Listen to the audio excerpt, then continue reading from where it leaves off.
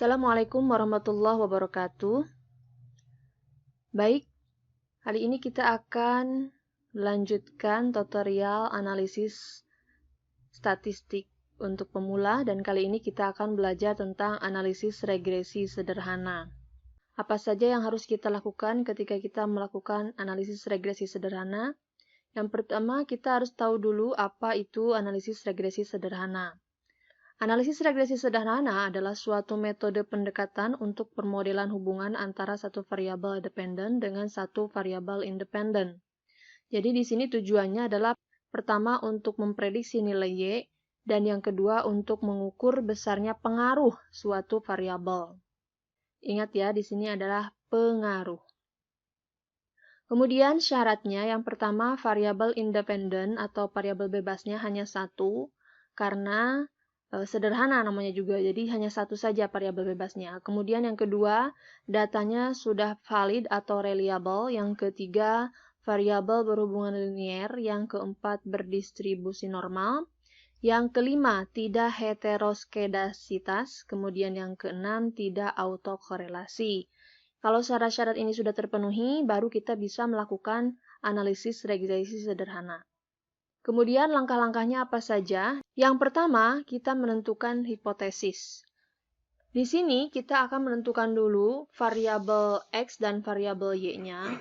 Variabel X itu adalah rajin dan variabel Y itu adalah prestasi.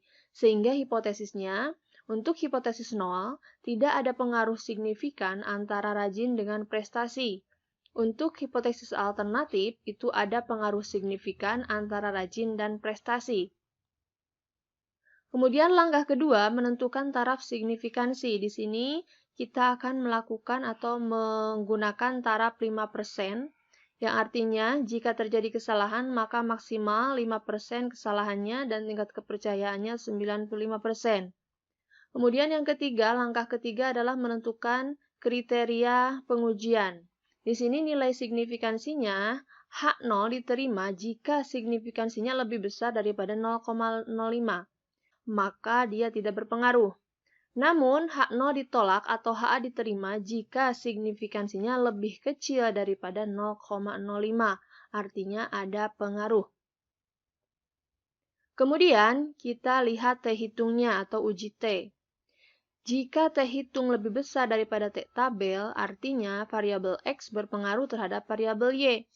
Jika T hitung lebih kecil daripada T tabel, artinya antara variabel X dan variabel Y tidak ada keberpengaruhan. Kemudian yang keempat, kita akan membandingkan signifikansi dan yang kelima, kita akan melakukan kesimpulan. Nah, di sini saya sudah sediakan data rajin dan prestasi. Rajin sebagai variabel X dan prestasi sebagai variabel Y. Di sini sampelnya ada 30, sehingga data ini kita akan copy ke SPSS. Kita buka dulu di Excel-nya dan kita akan copy ke SPSS ya. Setelah itu, kita buka variable view, kemudian namanya kita ganti menjadi, yang satu menjadi X, dan yang dua menjadi Y. Kemudian, desimalnya kita hilangkan menjadi 0 saja, dan labelnya kita pakai yang X itu tadi rajin, kemudian yang Y itu tadi prestasi. Kita akan mengetahui apakah rajin itu mempengaruhi prestasi atau tidak. Kita mulai analisis aja. Klik Analyze, kemudian Regression, kemudian Linear.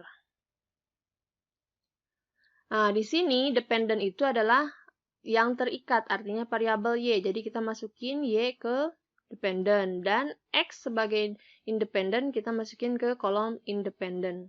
Menggunakan panah yang ada di sebelahnya. Setelah masuk, kita klik OK. Nah, di sini kita sudah mendapatkan hasil. Ada 4 tabel. Pertama, variabel. Kedua, model summary. Ketiga, ANOVA. Dan yang keempat, koefisien.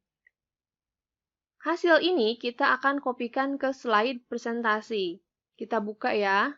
Nah, di sini kita lihat sudah saya kopikan. Di sini ada tabel variabel. Di sini kita akan interpretasi apa artinya tabel-tabel yang ada di hasil output SPSS yang tadi. Pertama, ini adalah variabel entered. Di sini menunjukkan atau menjelaskan tentang variabel yang dimasukkan serta metode yang digunakan.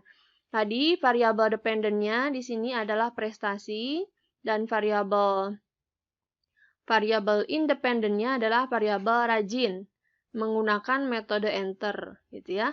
Jadi tabel yang ini hanya memperlihatkan variabel yang dimasukkan dalam SPSS tadi. Kemudian yang kedua ini adalah model summary. Tadi ada 4 ya, ini yang kedua. Model summary ini, dalam model summary menjelaskan besarnya nilai korelasi atau hubungan R, ini yang R besar ini.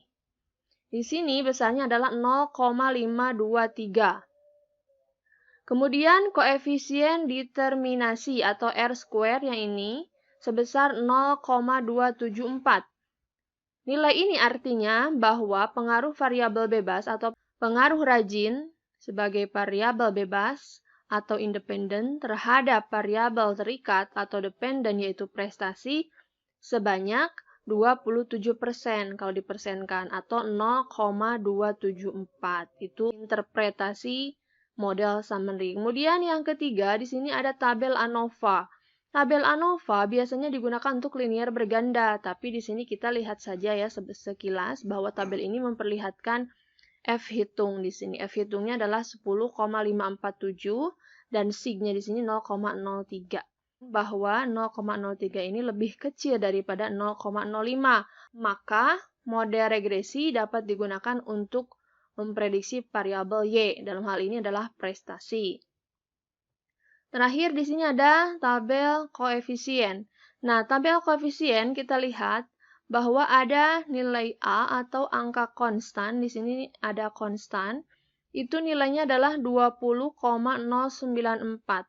Angka konstan ini berarti jika ada rajin, maka nilai konstan prestasi sebesar 20,094. Kemudian B, ada ini yang B, itu nilai koefisien regresi. Nilainya adalah, di sini yang B yang rajin, 0,521. Artinya bahwa setiap penambahan 1% tingkat variabel rajin akan meningkatkan variabel prestasi sebesar 0,251. Sehingga dari nilai-nilai nilai-nilai konstan dan nilai rajin ini, maka akan dilakukan persamaan. Persamaannya di sini adalah persamaan positif ya. Artinya rajin berpengaruh positif terhadap prestasi karena di sini tidak ada yang negatif. Sehingga persamaan regresinya adalah Y sama dengan A plus BX plus error. Y-nya, Y sama dengan A-nya 20,094 yang tadi yang konstan, dan B-nya adalah 0,251X plus E. Sehingga keputusan juga dapat diambil dari tabel koefisien ini dengan melihat sig.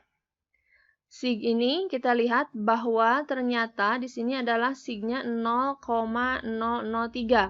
0,003 ini itu lebih kecil daripada 0,05, sehingga dapat disimpulkan bahwa variabel rajin atau X berpengaruh signifikan terhadap variabel prestasi atau Y.